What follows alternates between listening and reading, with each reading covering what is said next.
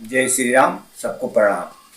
धर्म प्रेमी सज्जनों, आज मैं आप लोगों के सामने एक बहुत सुंदर बात बताने का प्रयास कर रहा हूं। वो क्या है कि भगवान के ऊपर विश्वास। जो भगवान के ऊपर विश्वास करता है वो उसकी नाव कभी मैदान में नहीं फंसती है और न वो कभी हारता है। आज यही बात मैं आप लोगों के सामने एक महाभारत के प्रसंग से ले रहा हूं और आप लोगों को बता रहा हूं।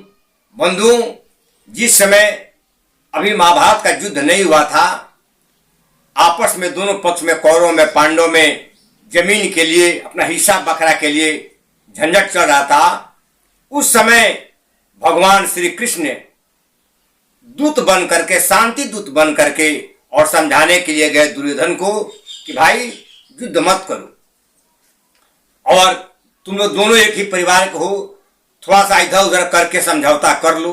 ऐसा समझाने के लिए भगवान कृष्ण गए शांति दूत बन करके।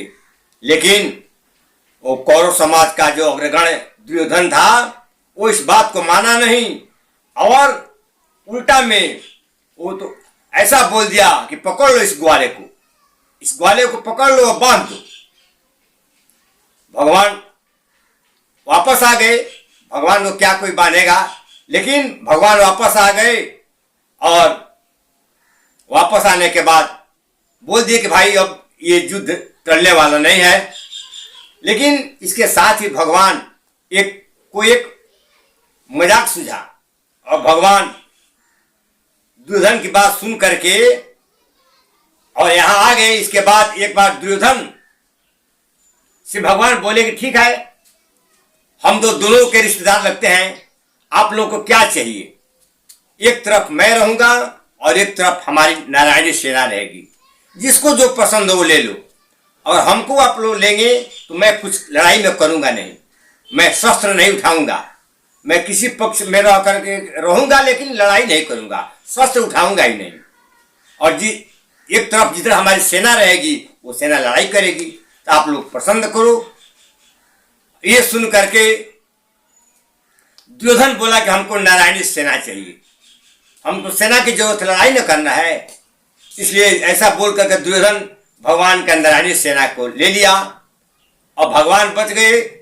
भगवान अर्जुन से बोले कि अर्जुन तुमको क्या चाहिए? अर्जुन बोले कि प्रभु हमको आप ही चाहिए, हमको सेना की आवश्यकता है ही नहीं। भले दुर्योधन बोल दिया अच्छा हुआ, लेकिन हमको सेना नहीं चाहिए, हमको आप चाहिए। ऐसा सुन करके भगवान एक थोड़ा सा मजाक करते हैं और अर्जुन से कहते हैं, जहां पांचों भाई लोग थे वहां पर कहते हैं कि हार तो तेरी निश्चित है। भगवान कहते हैं कि हार तो तेरी निश्चित है।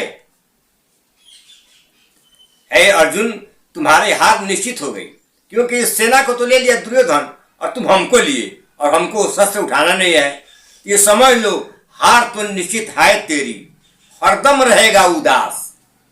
माखन तो दुर्योधन ले गया और केवल छाछ बची तेरे पास। भगवान कहते हैं कि हार तो निश्चित है तेरी हार तो निश्चित है, हरदम रहोगे उदास। क्यों? कि माखन तो दुर्योधन ले गया और केवल छाछ बची तेरे पास। सब तो सेना ले गया, वो तुम्हारे पास मैं निहत्था रहकर क्या करूंगा?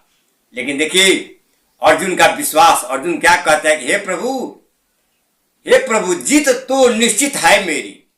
आप कहते हैं कि हमारी जीत नहीं होगी, लेकिन मैं कहता हूं हे प्रभु जीत तो निश्चित है मेरी, दास हो नहीं सकता उदास।